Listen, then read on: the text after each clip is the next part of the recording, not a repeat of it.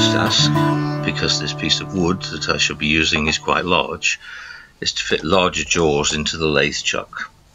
This particular chuck has interchangeable jaws that can be used for different size materials and different purposes. The jaws engage in little slots and are tightened up with little Allen screws.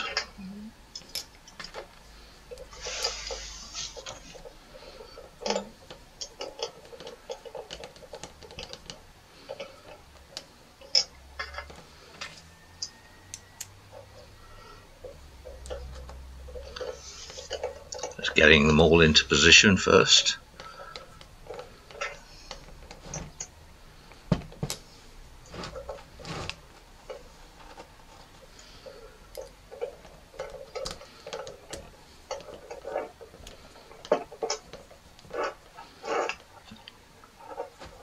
There's the last screw.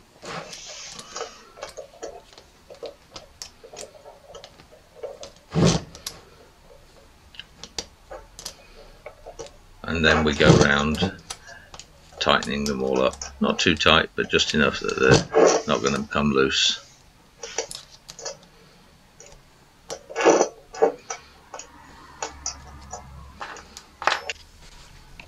Now we mount the chuck onto the lathe and give it a little snap to tighten it up. This is our piece of wood for this brush handle. Lovely piece of Ziricote from Central America. It's quite expensive wood. Ziricote is naturally resistant to decay as it has natural oils within it.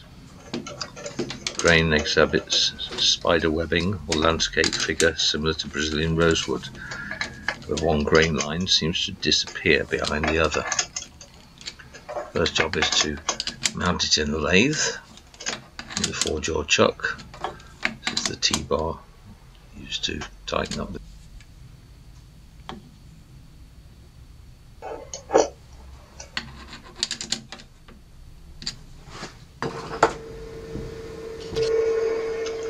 we bring up the revolving centre, lock it in place and pinch it into the back of the wood, the end of the wood, rotating it by hand and then locking it in place.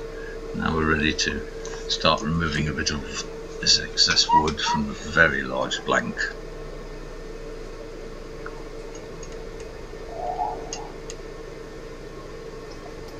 That's clear of the tool rest. We've already removed some of the wood here, and I'll just take a bit more down.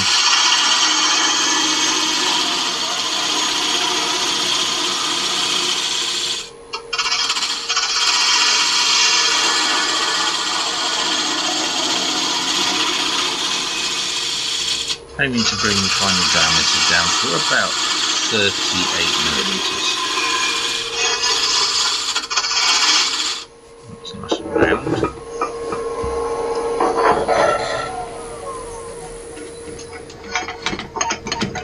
In a little bit, so I'm going to face off the end of the block of wood which is uneven. See when starting. Using the parting tool here.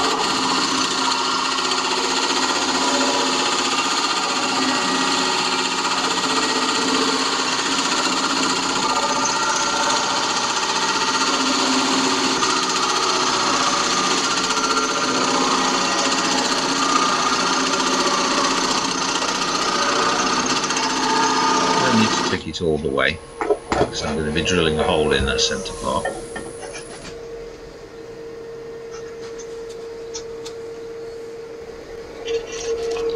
There's a Forstner bit. This one's a 24mm bit to start off. Make a 24mm hole, and I've slowed down the lathe speed to about 800 RPM. Gently in at first, then increase some pressure. Smoke that you see is the oils evaporating out of the wood. Natural oils in this Ziricote wood.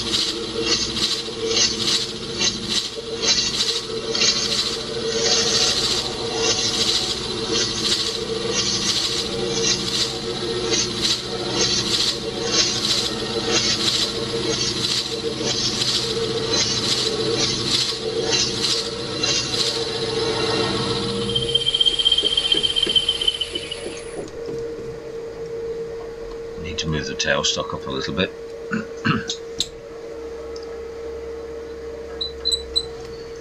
I've got a mark on the Forstner bit that I can work down to level with the end of the plank of wood, so I know when I've gone just about deep enough. Then I'll do a check measurement.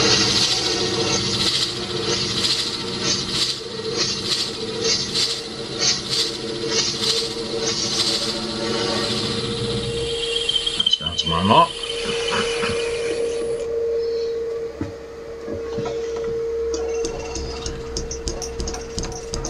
Now we'll change over to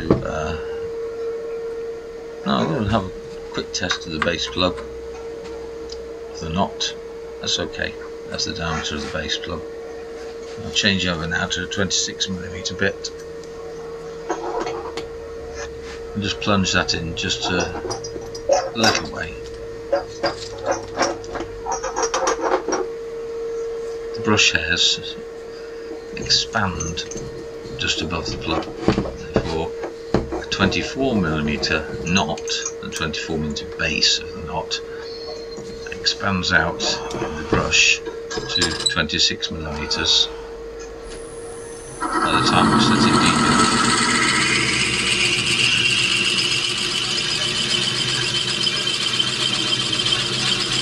That should do. That will have left a little burr in the base of the hole, 26mm part of the hole, which I need to use a 3-sided scraper. Just nice and quick and easy, just rotate the lathe right hand and just scrape off that burr down to the inner hole, 24mm hole. Clean it up a little bit and test fit the knot. Fits nicely. Bristles expand to fill the 26mm hole. Now I'm going to check the loft. I want this one at about 51mm, 51, 52, and that's just a smidgen, 51.5. That'll be fine.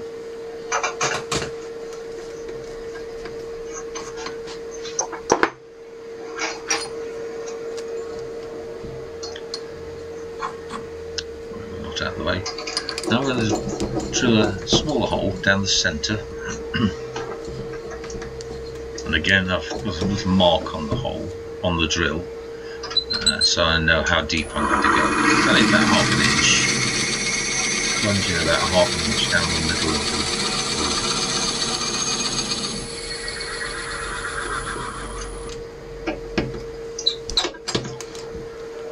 wood. And that's there to take a screw thread, which I'll now make into the centre of that hole. There's a tap. Will cut a screw thread in the centre. That's so I can mount it on my screw jaw chuck to do the actual turning of the handle. Screw that in. That just cuts the thread nice and easily, rotating the lathe with my hand.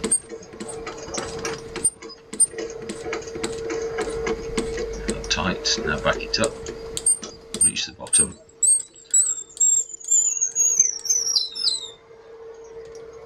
And that's that top end of the brush prepared.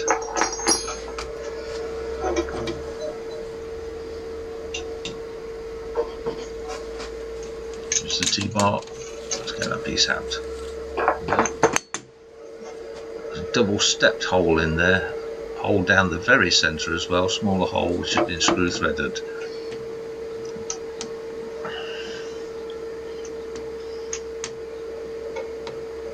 Outside diameter at this moment is about 40mm. The knot will fit nicely into there.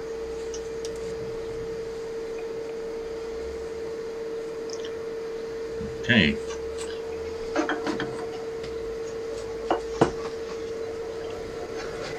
Time to get that lathe chuck off.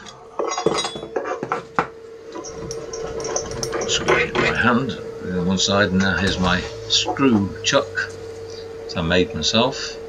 I made it on the Myford lathe. It's got a screw thread in the middle there, and that's to fit down within the knot hole of the brush, nice and central, to mount the piece of wood on for final turning.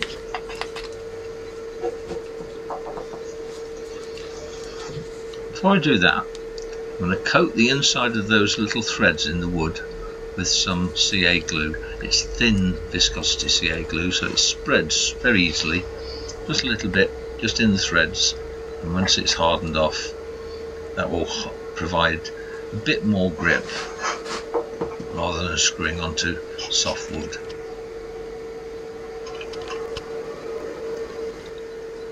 Bit of CA activator, just a little squirt in there, that will set the CA glue very quickly. Now we can screw it onto the screw chuck.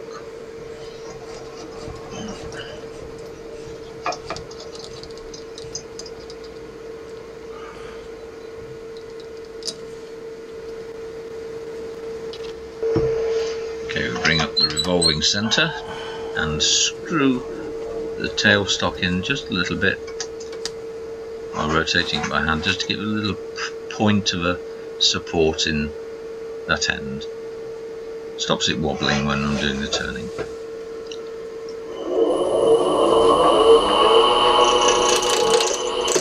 Let's get rid of that big square section first.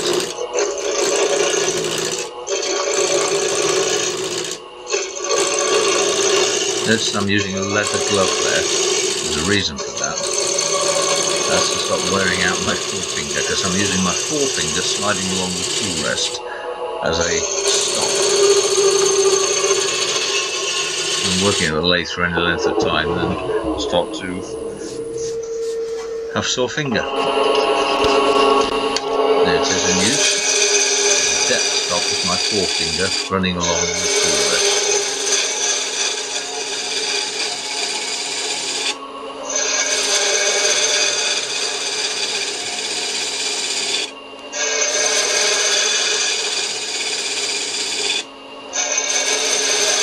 Comes off in lots of little chips, as you can see.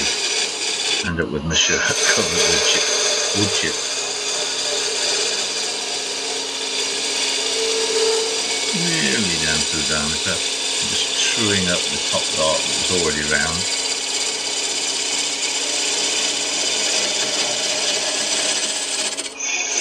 Slightly out of true.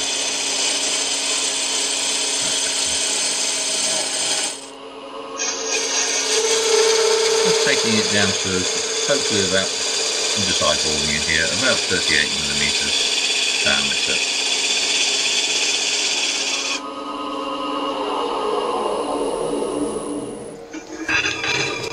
Okay, now we've got to set the length of the handle. Make a little mark with the Sharpie so I can see it clearly when the lathe rotating, and use a parting off tool. Plunge into there.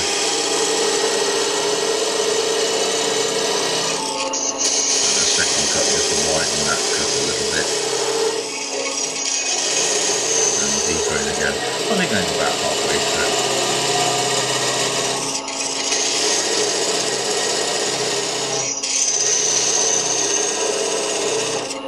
I'm not going to part it all the way off. There's an easier way to do it than that.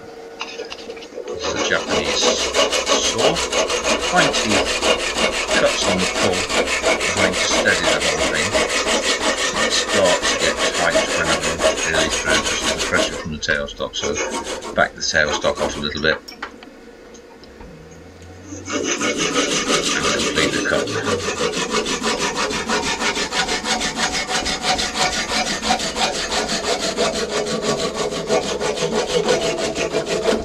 This end is the bottom end of the brush handle.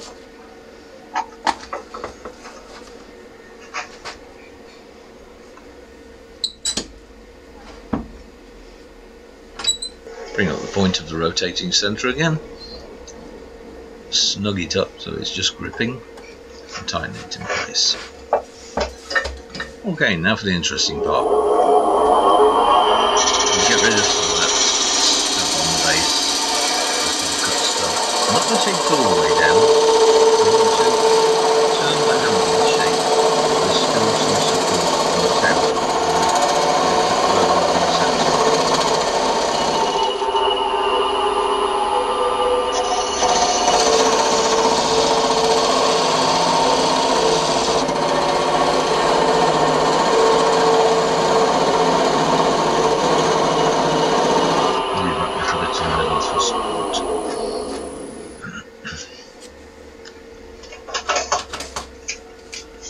Check my diameters.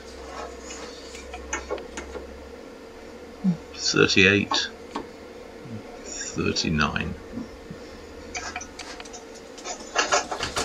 That's just about right. Just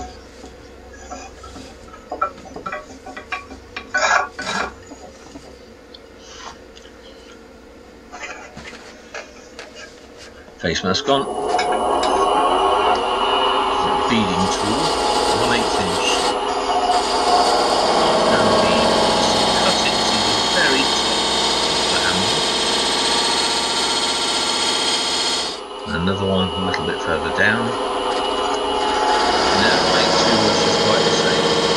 So just the distance in eyeball, just kind of proportional to the full length of the handle. So now we've got 2 1/8 inch half round beads cut there. And we use a pointing tool just to plunge into the depth of the bead, taking slightly shallower cuts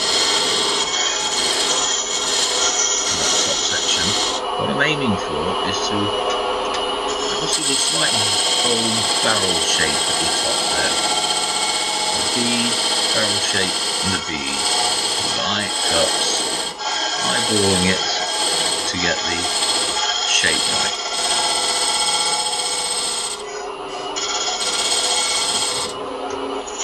And plunge in a little on the lower side of the lower bead. A lot of wood is going to be cut away there anyway. You can see the beads and the barrel shape at the top. And I'm going to round off the end, almost a ball end on the bottom of this retro shaped brush. Using a spindle gouge, twisting and pressing, twisting and pushing, all by eye just to get a nice smooth round to the bottom of the brush. Nearly there, a little bit off that. Taking very light cuts. And I'll come back the other way and deepen in, cut down to the waist. Carefully up to the beading, flaring out to the beading. There's some twisting the tool rather than sliding it along the piece of wood. Just twisting it on the tool rest. Maximum control that way.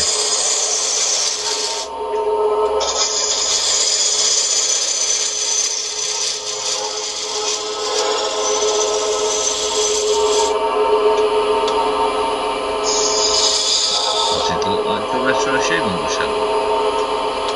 A few turning marks still left there to try and smooth a few of them off just a little bit.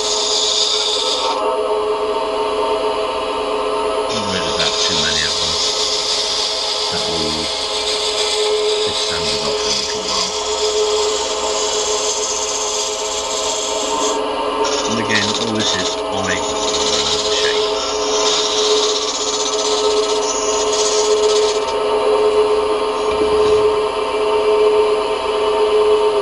Yeah, that'll do.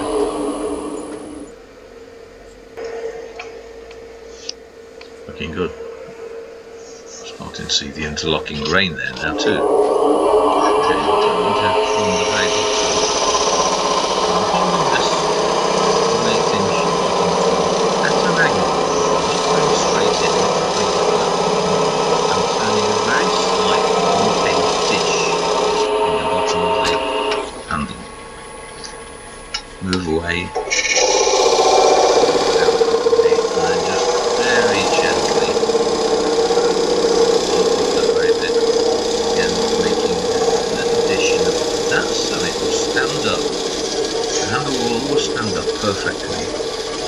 on a slightly uneven surface. A square, that's an angle. Square, that's an angle. It's the angle that makes the dish.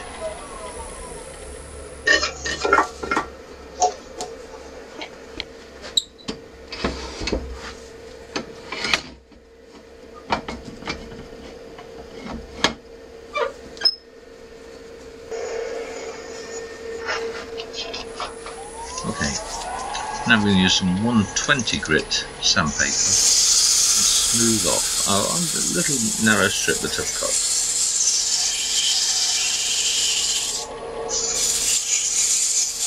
Smoothing off the barrel shape and smoothing off the beadings at the very top of the handle.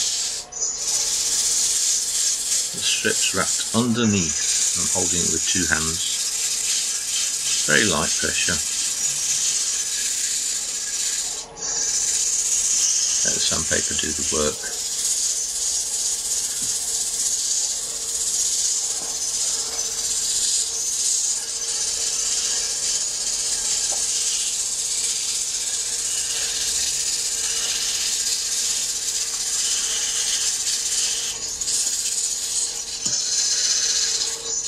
In there. Start on the ball end of the brush and get that smooth. Get rid of those tool marks. Against the bright light, you can see the tool marks, that little ring. See that pale bit shining out on the edge of the shadow? That's a tool mark still there. I'll sand down till I get rid of that.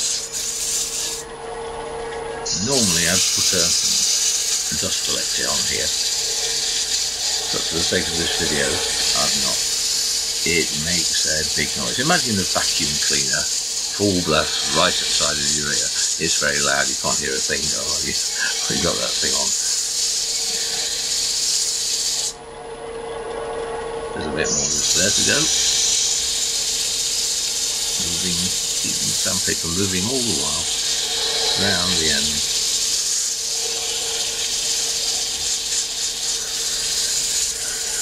Blending the shape.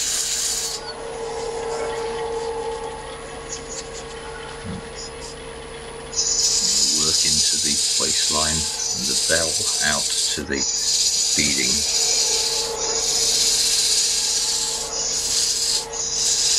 Took finer cuts around that last bit towards the beading, so there's not so much sanding to get rid of tool marks.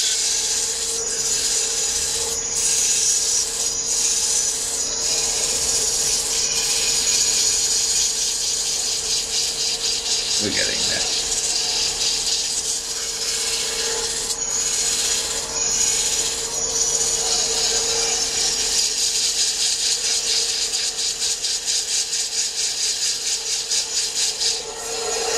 And finally, the bottom, using the pad of my finger to make sure I retain the dish in the bottom.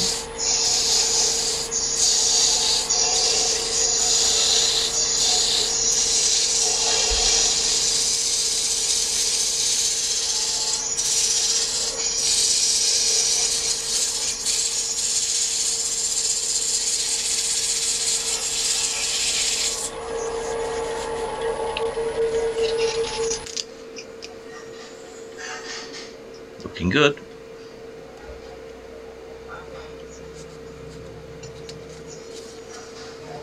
I'm moving up to 220 grit. Again, used very lightly. All it's doing is removing the scratches from the 120 grit. Not sanding wood off, so to speak, just sanding off the scratches left by the 120 grit that was used earlier.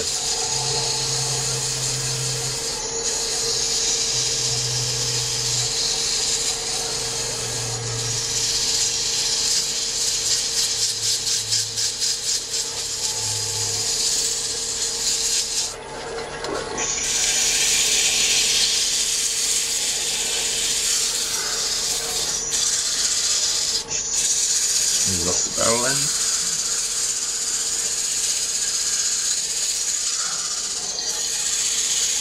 working the edge of the sandpaper right up to the beading and at the top, and a little bit of sanding on the top edge around the beads again.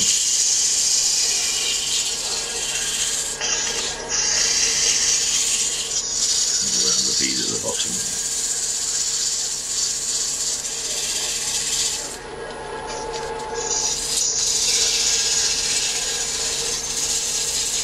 At this stage I'm just looking for marks. You can see them when you're rotating on the lathe. And we'll move up to 320 grit. A strip of sandpaper that's been cut.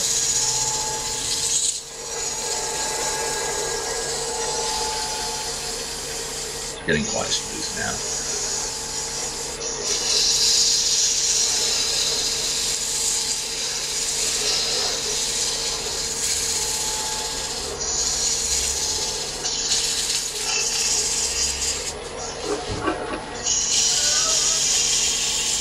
My wife calling.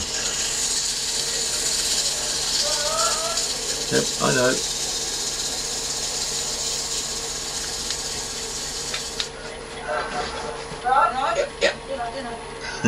Dinner time. Let's finish this bit so I know where I've got to. I'll come back to it later.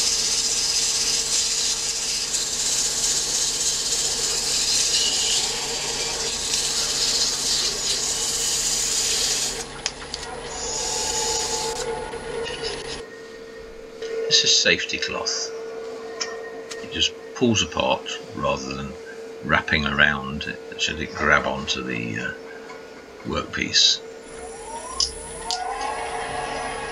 We'll use some cellulose sanding sealer at this point. Makes it look very good, but isn't actually a finish at all.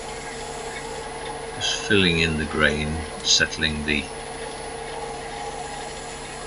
dust a little bit.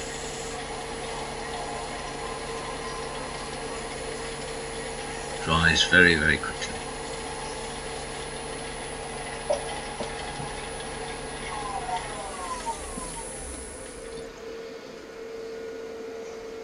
Wipe down the excess a little bit, but start to see the gloss disappear quite quickly in a moment.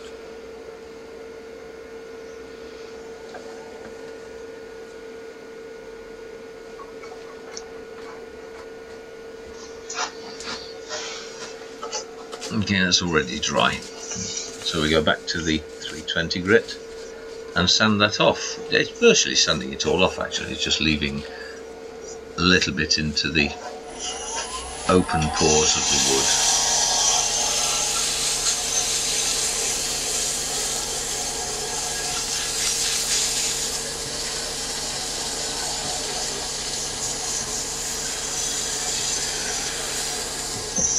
Tell from my watch that it is now 8:51 after dinner time.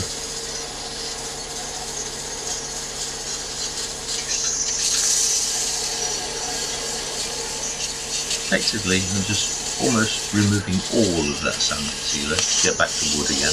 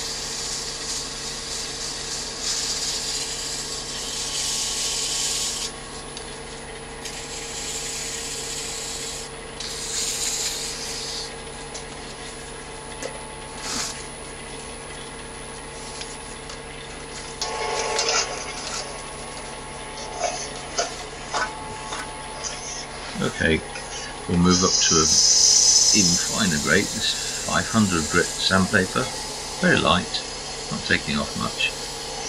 Just taking off the scratches left by the 320 grit, the previous one.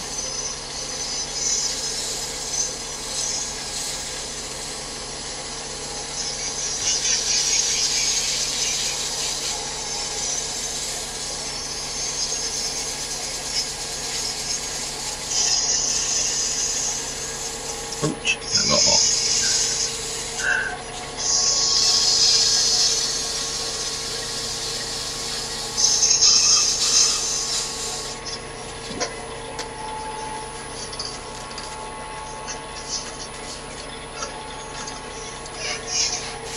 Now we go to wet and dry paper, 600 grit.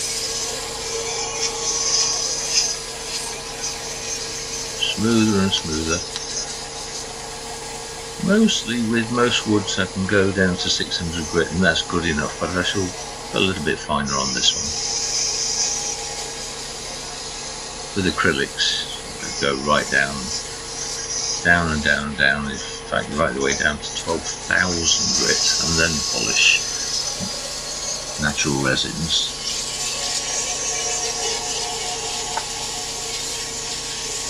.600 grit is probably okay for most woods. Each wood behaves differently.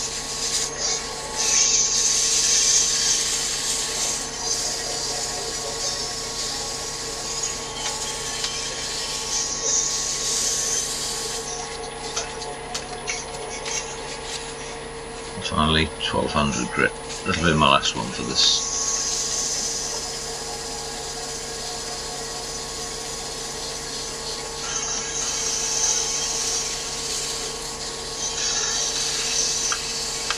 Time taken sanding is really worth it. Spent quite a bit of time sanding. You can never get a nice looking finish if there's scratches in it with poor sanding. Sanding is the key to finishing.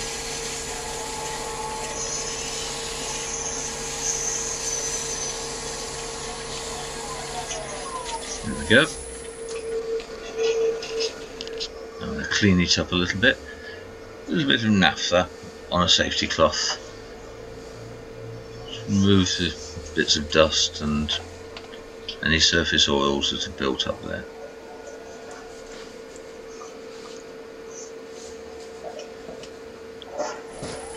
Makes the wood look gorgeous, but it doesn't last very long because it evaporates very quickly.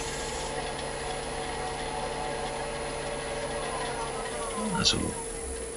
It'll dry out back to a matte finish very, very quickly as the naphtha evaporates. Okay, now we're ready for the first coat of Danish oil.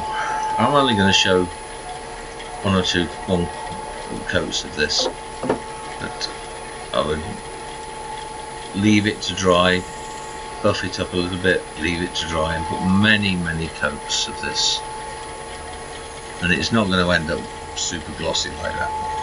I like wood to look like wood, not to look like plastic. Super glossy doesn't work for me.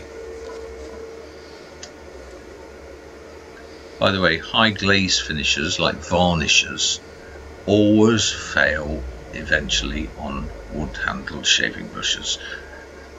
It starts to chip, a little bit of water and moisture gets inside it, and then it chips off and the wood starts to rot and the whole handle looks terrible. So I always aim for not this shiny finish, but a matte, semi-matte sheen, and buffing up. This is not the final stage of varnishing with the Danish oil. It's just the end of the first stage, just to see what the wood looks like. I should be putting on about 6 more coats and buff it between. A little bit of heat on it helps it to cure.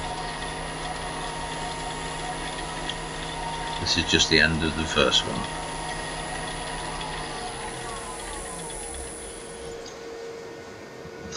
Looking good.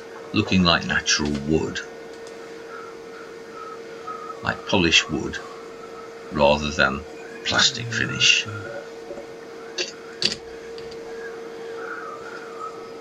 Let's try the knot in. Bit of dust there. I'll just polish off. Not to try. See what it looks like. Oh yes, nice fit. There's our shaving brush. Still needs about 5 more coats of Danish oil on it.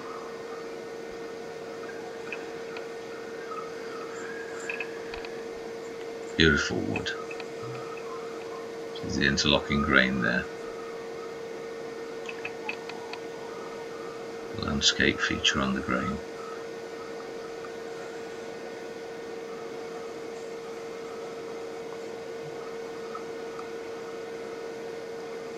We've got a shaving brush. Just needs a few more coats of varnish. Okay, having put the final coats of varnish on, let it dry for a little while. Now it's time to glue in the knot. Use 5-minute 2-part epoxy. Buy it in big bottles. It's much easier because I get through quite a bit of this stuff. Equal amounts of each.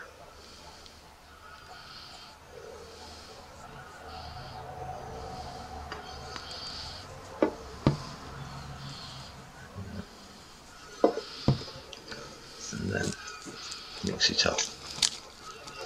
Use an old polythene bag or something like that to mix on. Disposable.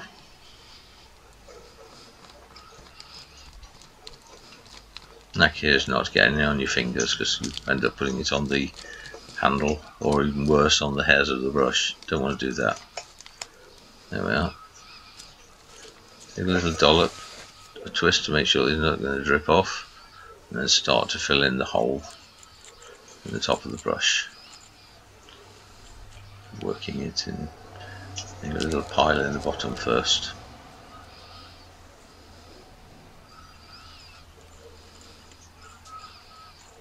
And work around all of the sides so the whole of the inside of the wood is coated with epoxy resin. We don't want any water to get into those pores of the wood and the brush is in use. So a good coating of epoxy resin all the way around the sides.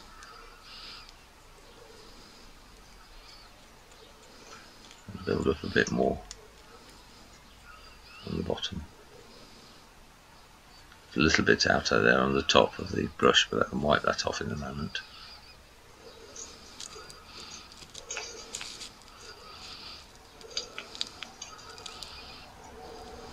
Oops, picked up a hair. You don't want that in there. Well, off you go. There we go.